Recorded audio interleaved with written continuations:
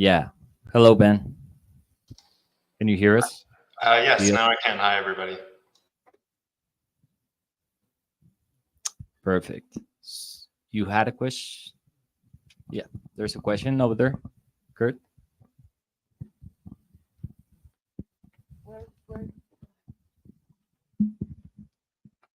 Okay, maybe a bit of a challenge or a provocation. Can you remind me of your name? Charles. Okay, so when I was watching a few of these films, I was thinking about housing and people, and with the town that was flooded, right?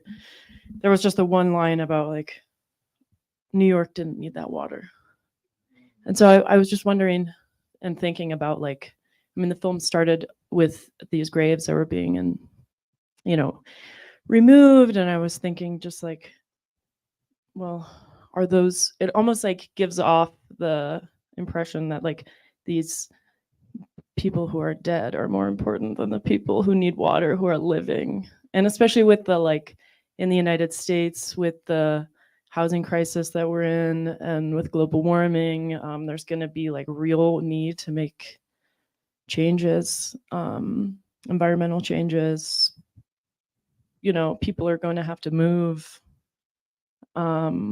probably. So we're looking at all these massive organizational needs, basically, to respond to the different crises we'll face. So I was wondering what your take on that was. Yeah, that's a great question. I think that ultimately the reservoir and the system of reservoirs in New York, of which there are 19 reservoirs that were built throughout the 19th and 20th centuries, and this was the last of those reservoirs. Obviously, served a very important purpose, but a very difficult history, because essentially the building of the reservoirs started very in Manhattan essentially, and moved outward, and I personally think it, I guess it's a good thing, but I also feel like the people in this area, that I was trying to get them to say something good about what happened, like anything, rather than just hear any positive feedback for the history, which was hard to get people to say anything. But ultimately, I feel like they're going to be remembered more so because of this history, and rather than if this hadn't happened. And I'm hoping that this story, having it be shown in Colorado and other places around the world, can sort of bring some light to that. Thank you.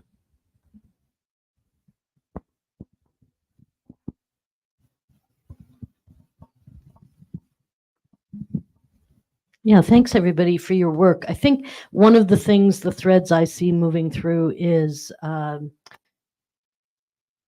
institutions and the misplaced notion of progress over community. It ties into Ben and Julie.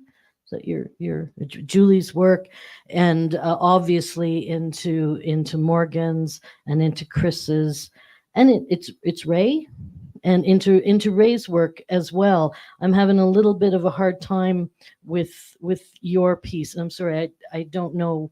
I can't. You weren't introduced, so I'm guessing. Sorry. What's your name? Okay, hi. And so I have to think about that one. But I see, in answer to this, it sort of in response to Julie's point about Laura's point. Sorry, where did Julie come from? It was from before. Laura's point about the idea of progress and forward movement. And I think I'm not sure where the question is, and maybe the question is for all of you. Do you see, how do you see that? How do you see your piece fitting into the broader? It's easy with Morgan in terms of community and what where and with Charles. What's my question? Oh my God. I might, how about we contrast it with the stillness of the cameras? You're talking about this question about the progress, issues of progress, and Okay. that so many of them had still camera. Is there any relation or Oh. contradiction there Okay, that's a good question. related to yours? Trying Yeah, to think I'm of just it. trying to. Yeah, I'm that's why I trying was to just pull thinking it all together. formally. Okay, go. Thank you, Paige. And Penny. Well, my piece in no way had still cameras, so I can't speak to that. But there's so much like more in depth with the other pieces here. I mean, my piece is really a sketch, but where I was coming from in terms of progress may be an entirely different iteration of the word progress, in the sense that, where I saw and I lived like right on the border of Minnesota and North Dakota for a while. And so I just saw filmically so many representations of that area and representations of ruralness as like quaint and cutesy and just overall not what was there, like a lie about what was there. So so in that sense, I think the sketch was really to do progress just in terms of saying what was real. I don't know if that seems too obvious, but from where I sat, what was real was not being said at all. So that was really, but no still camera movement, which I greatly appreciated in the other pieces. So. Well, I greatly appreciated the frenetic, like strip mall, I don't know, sketch. It felt it really brought me into this world that we're inhabiting here in Boulder. So, I think maybe, Penny, to your question, I think what you're getting at is like the violence of, these big modernist projects that are about infrastructure and progress and moving forward, and the ways that they often interacted with the communities that were in their way, in some way, standing in front of them, which was to just completely decimate them, demolish them, and,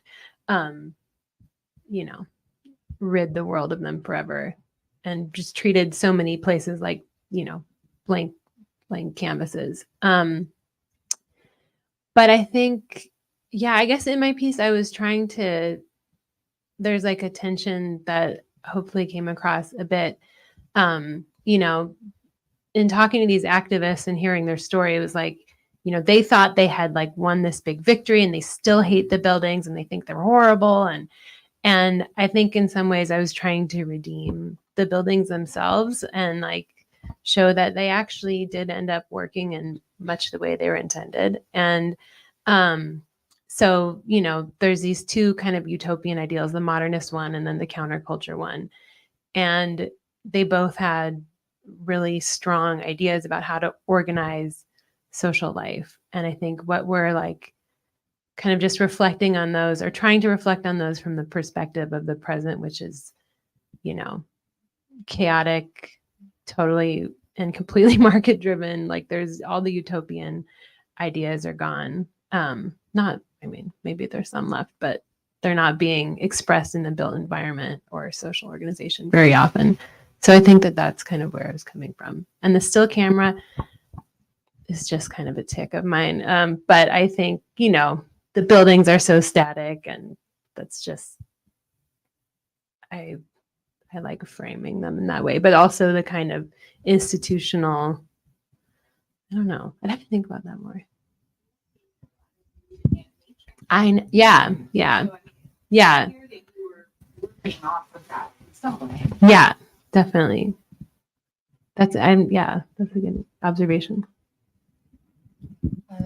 Mine was totally different. I didn't use, still camera, and so I do not know if that was a good example for that question or not. But my film was. I come from a country full of discrimination, and this has a religious and believe in theocracy, and there are a lot of shrines of imams and who are privileged.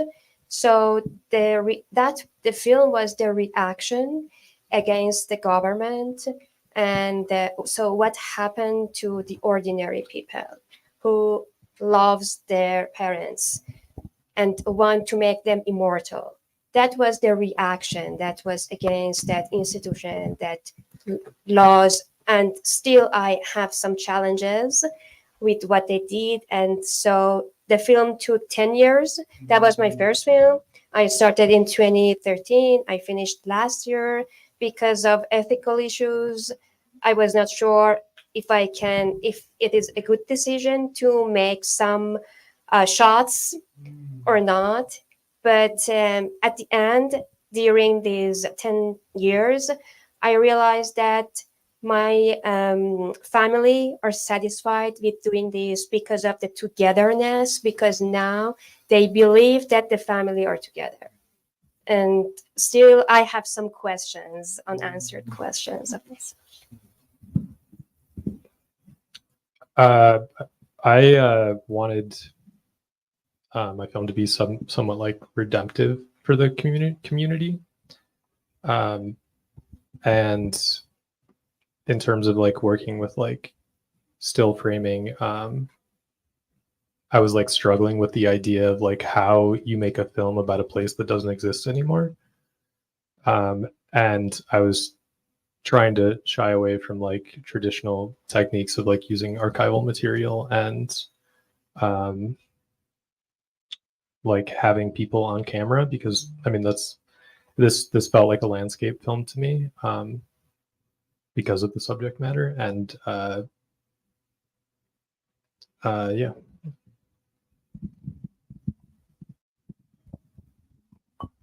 Ben, would you like? Yeah, sure. I feel like a particular kind of nervous seeing the scale I'm at. I feel like I should actually be on a small monitor on a chair or something. And I saw one friend in the audience just now. Hi, Mike. Yeah, I mean, I guess I would just start by saying I didn't catch exactly how the term progress was being used, but I think that's a term and a concept that I'm suspicious of, as I'm sure many are, a kind of linear progress, growth, you know, things that have been weaponized in at least economic terms, if not others. And yeah, I suppose like the way I could see stillness and framing functioning kind of counter to that would be as an opportunity to pause and experience something like absorption, a sort of non-linear experience of time and history, flatness or a flattening out. And yeah, I think I'm interested in a kind of classical understanding of the indexicality of the motion picture device. And this question of whether or not simply placing a camera in a space allows access to the historical traces of that place. If the camera on the tripod becomes a kind of monument for absorbing historical time and trace. And yeah, I mean, that said, filming a bunch of empty classrooms, you know, when it's happening, that, you know, Julie and I knew it wasn't exciting. I was like, yikes, is this going to be a movie? Is this going to be moving both literally and emotionally? So it's its own challenge, but yeah, I'm fascinated by the question of stillness and space and what kind of historical reading can kind of issue from that. So I'll stop there. Cool, thanks. Actually, I have a question for you all. There's an idea that really got stuck into my mind in growing up absurd, when they say that they see critical thinking as a give me one sec, as active participation. So when thinking about documentary as a critical process, therefore one of active participation, I'm curious. I want to ask you all if you could share your process of community involvement while developing these projects. Let's go. Go ahead. I mean, I worked on this project from 2019 until 2022, and it was like it was really interesting for me because I've never worked on a project quite like this, with so many different people involved, and so it was a lot of people had to put trust into me, and I think a lot of people were skeptical of who I was because I have no ties to the area. And I think other people have come in and had projects in mind or have tried to make writing or something about the area. And I think that they have felt like they've been exploited in the past. And this is also like something that they've had to live with for so long. But I think like after speaking with, especially like the woman who's featured most prominently in my film, there was a lot of trust that was established, and she kind of like led me into the community and like introduced me to other people. And so she kind of like guided that process, which was really nice. And then once people saw like my genuine enthusiasm and like interest in the topic, people were very willing to assist, and I started working with like the historical societies in the area, and like anytime I've reached out with like a question or needed help in some way, people have been there to help me. So it was sort of restored my faith in humanity to some degree.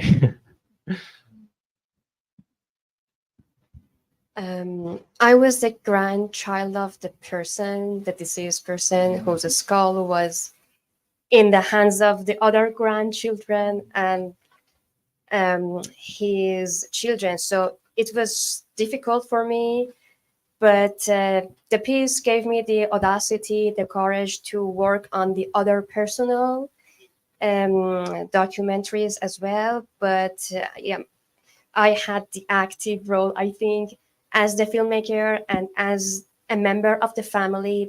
And at that moment, it was really difficult for me because I wanted to express my feeling just like the other members of the family, but simultaneously I had to do the cinematography, and that was my project. So I had difficult moments, but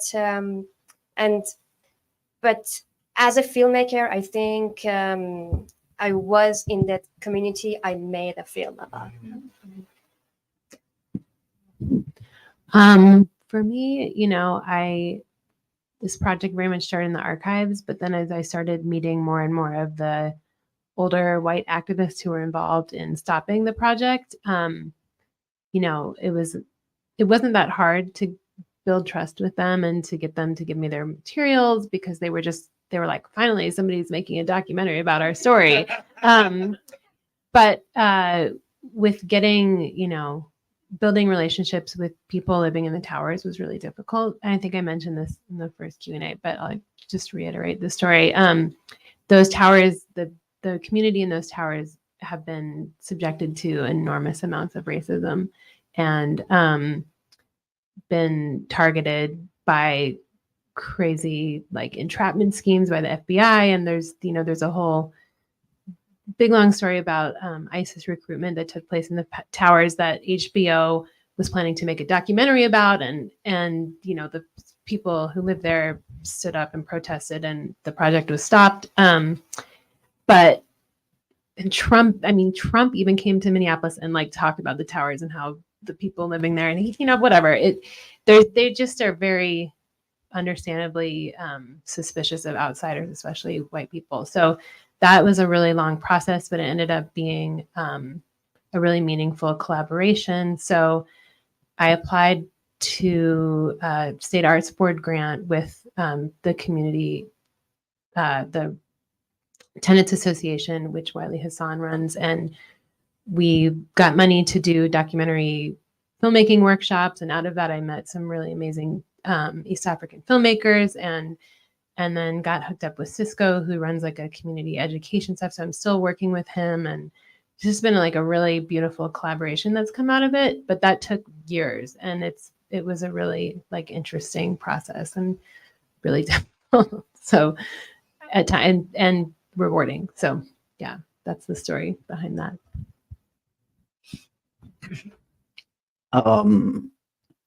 Well, so this my short piece, 13th Avenue Fargo Minecart, was actually, again, a sketch. I was just coming off. I had finished a longer piece also about the area, but focused on rural transgender experience, really focused on greater Minnesota rural transgender experience. And that piece was much more involved. I mean, it was like regionally McKnight funded, and it also, interestingly enough, contained a lot of still camera because it was funded during COVID. So all of a sudden I was unable to like walk right up to people. So I ended up struggling with just that logistical piece of the pie.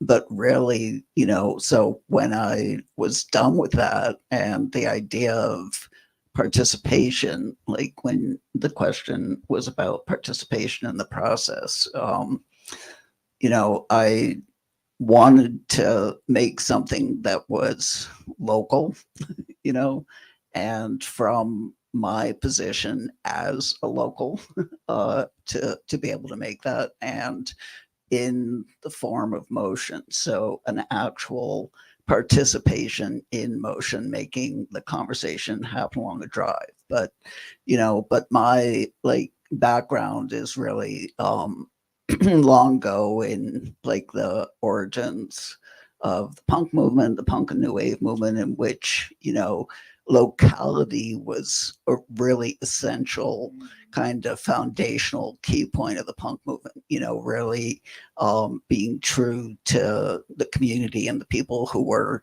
directly around you, and that how you treated people directly around you would be reflected right back at you, you know. So, and I felt that in Fargo Moorhead, I felt like, you know, very small town, a lot of ways. So people knew me, and I knew people, and there was sometimes conflict there in terms of the type of films that I made.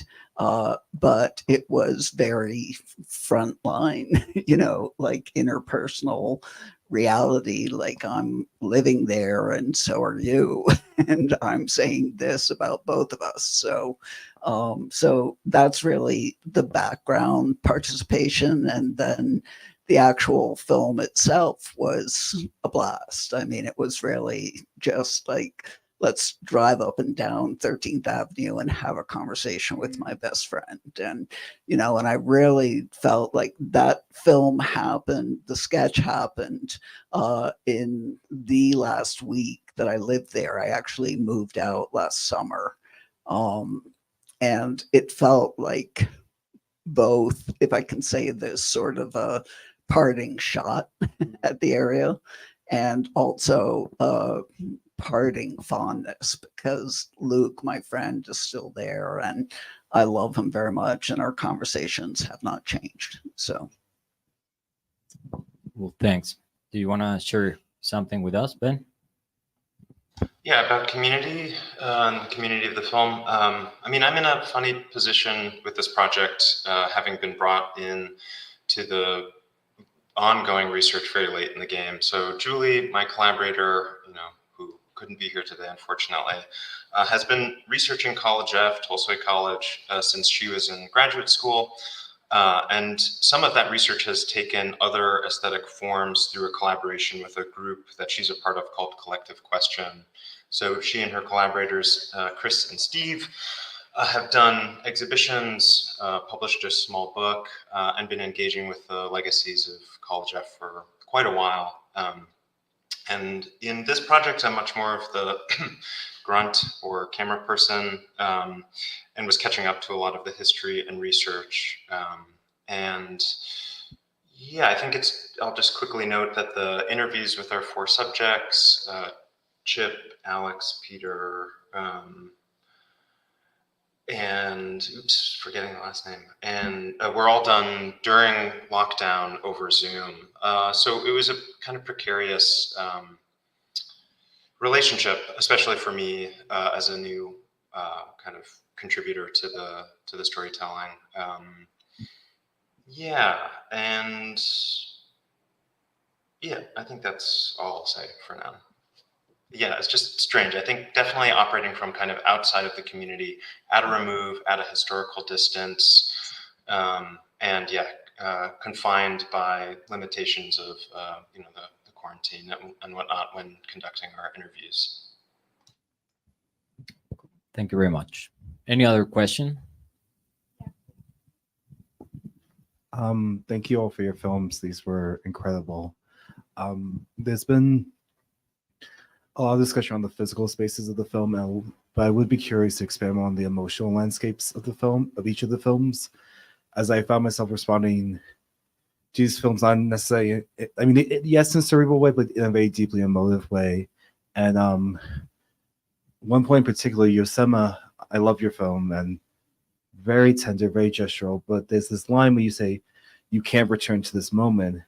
I'd be curious to hear you expand on that more and hear the other filmmakers expand on that more, because my experience with these works was that even we couldn't return to the physical landscape, there was a constant emotional return that was ongoing in different ways of legibility throughout the pieces.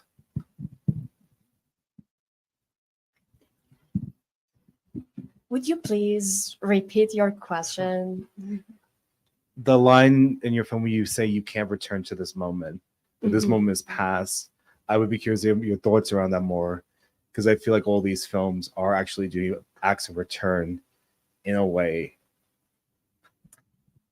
But moments were past, you cannot reenact those moments. This is the problem I had. And this is why I mentioned that. And do you remember which parts I use these? I am unsure about. At the end. I cannot. At the end, the last line. The last line With the was about family. the law that I mentioned. The caption. Not the text, but your voiceover. Okay.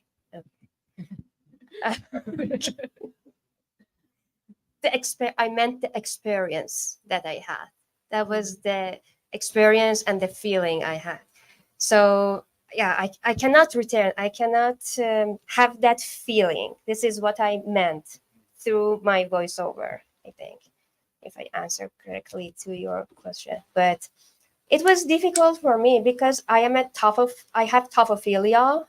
I love cemeteries. You know this word, tophophilia, and that was through the film. I revealed some realities as a child, and then I started this film when I was about 24. So you cannot return to those moments. I think this is what I believe. Yeah. Other questions?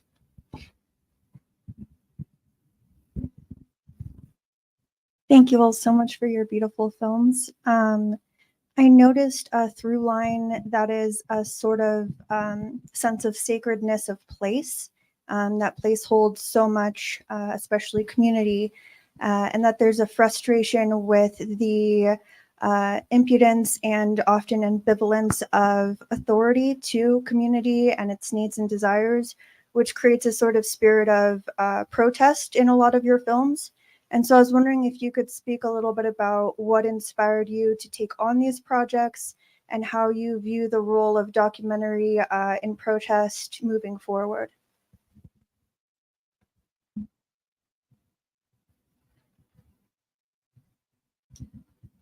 I guess it's you again, Charles.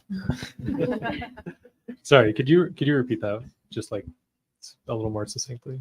Oh, yeah. I was hoping that you could talk about what inspired your project and how you view documentary as a component of protest. Yeah. It was kind of like serendipitous that I like stumbled upon this. I was at the time around that time. I think I had watched a film by Ross McElwee, 6 O'Clock News, and there was a part of it in the film where he's like talking about how he doesn't know where the film is going or what the film is, but he's basically just like trusting his intuition and following his interests, and ultimately like that dialogue is kind of like is self-reflexive and ends up in the film, and that was very inspiring to me at the time, and I just wanted to I wanted to work on new projects, but I didn't really know what I was going to do, and so I started another project and this one kind of simultaneously. And I just happened to pass a sign for the town of Deposit in New York, and I thought that was just such a mundane and bizarre name for a town. And so when I got home, I like did some research, and the town is like directly adjacent to the reservoir, and so I started reading about that, and it kind of led me down a very long rabbit hole of research. And it was just like it was a story that I was completely unfamiliar with, and so it fascinated me, and I learned as I kept reading that it's not that uncommon of a story, and that it's happened like all over the U.S. And yeah, and the world. Thank you. And then your other question was about protest.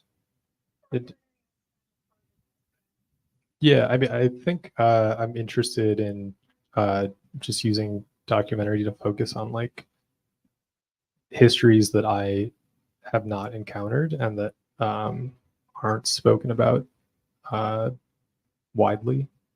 And this was like a history that I think, at least in this particular community, most people outside of that community are not aware of it.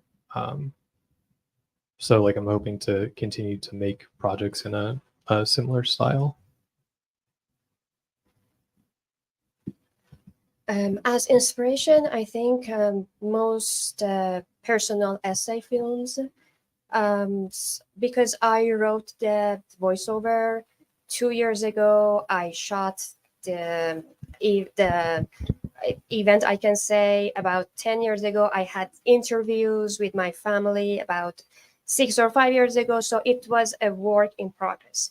But as you mentioned, Ross McElwee, but Brightleaf, a personal essay, I love that film, and Chris Marker's, because a lot of voiceovers are in his films. So I was inspired by those works. And regarding the other question, all the time I criticize the communities, the society, and I think that was the start, the beginning of that criticism for me, because when you translate the film, inevitably some aspects of the films are lost in between. So it was obvious for Persian, for Iranian, through the film, through some narrations that I couldn't translate, that they although they didn't believe that we have to keep all the cemeteries and the graves, they believe that we deserve something better than demolishing all the places. Although they make playgrounds, but what kind? And so that was internally, that was a kind of criticize the society. And also in some small towns, this demolishing happens more often than the big cities, obviously. Yeah. Thanks for the question. I'll try to be succinct. So I'll start with the role of protest in documentary. That's a topic that, this is my first film. And before making this film, I wrote a book about protest in documentary in the 60s and 70s and social movements and collectives and anarchism and all that stuff. So that's just on the brain. And so this film brought together like some of my favorite topics, modernist architecture, like social movements of the 60s and 70s, and questions of housing, which is something else I'm really interested in. And it was like happened to be in the city I lived in. So it was kind of felt like a no-brainer in terms of like topic for a film. It took me a lot longer. I was like, this will be easy. Yeah, that's true. So yeah, I think documentaries can play a very important role in social movements. And I think one thing that I really noticed, in particular Charles' film and Ben's film, was like the way that the kind of static images of these spaces that were, in the case of the film about the anarchist college, like empty, but with the voices of like, imbued with the voices of these radical educators and what they were doing. And then in the case of your film, Charles, like this reservoir that like was on top of this community that was absent. So like film's ability to like visualize those absences and make us think about the kind of disjuncture between the past and the present, or things that have been lost, and the politics.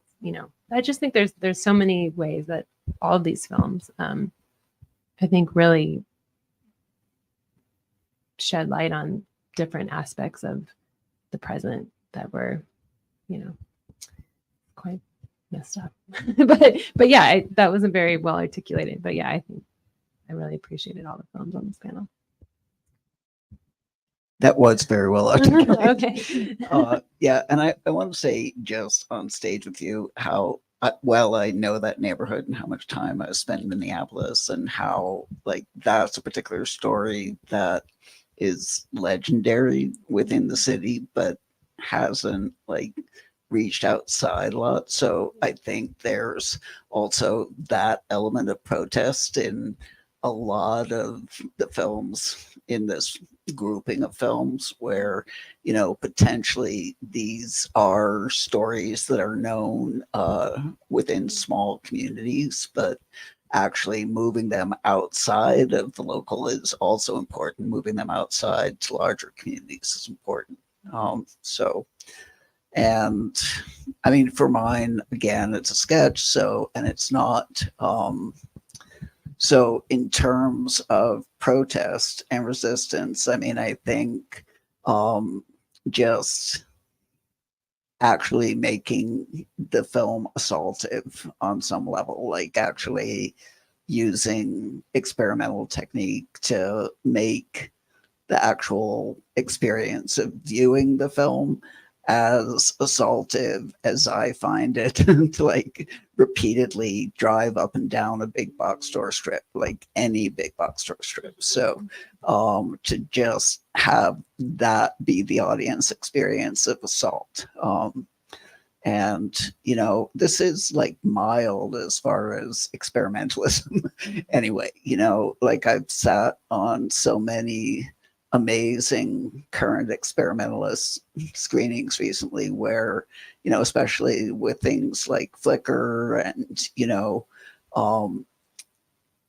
a lot of the assault, like part of the assault of experimentalism in the present is to also create an endurance test in the audience. So, and my film does not do that. My film is like assaultive but short, you know. So, so in some ways, it's less experimental than it could be.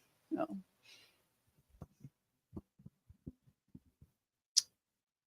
Yeah.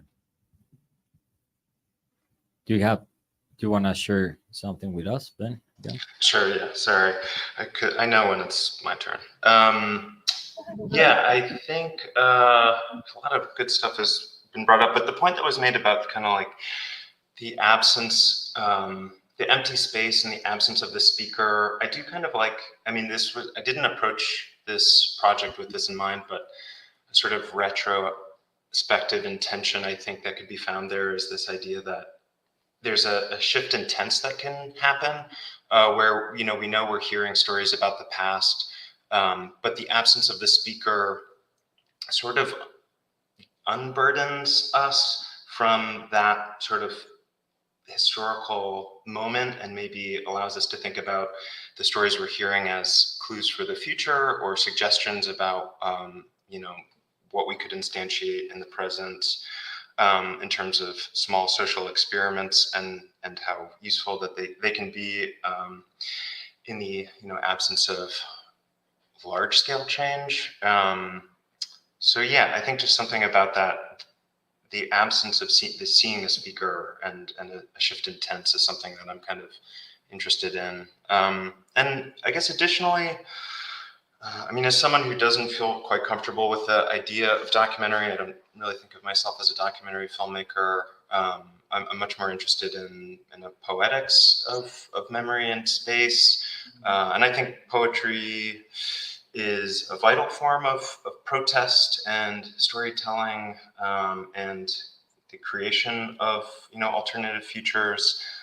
So, I mean, maybe more so with other projects of mine, but I'd like to apply it to this film, is that, you know, searching for a lyrical form that still reflects urgent needs, and maybe through form can begin to suggest, you know, changes to address those needs. But yeah, I mean, as far as inspiration for the project, as I mentioned, you know, this project really came to me from other people's research, but falls in line with my ongoing kind of exploration of the, you know, political spectrum, my interests in anarchism, and my experience as a teacher.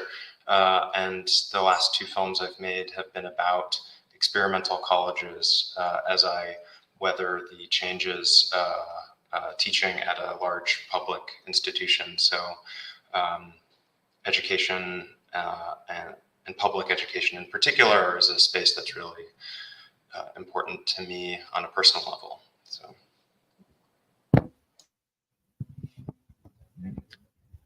Thanks so much. Thanks. Don't forget to for the vote. Panelists, don't forget to vote. Yeah. I also want to say, everyone, please come at 4 p.m. We have a preview of a feature film, Holding Back the Tide.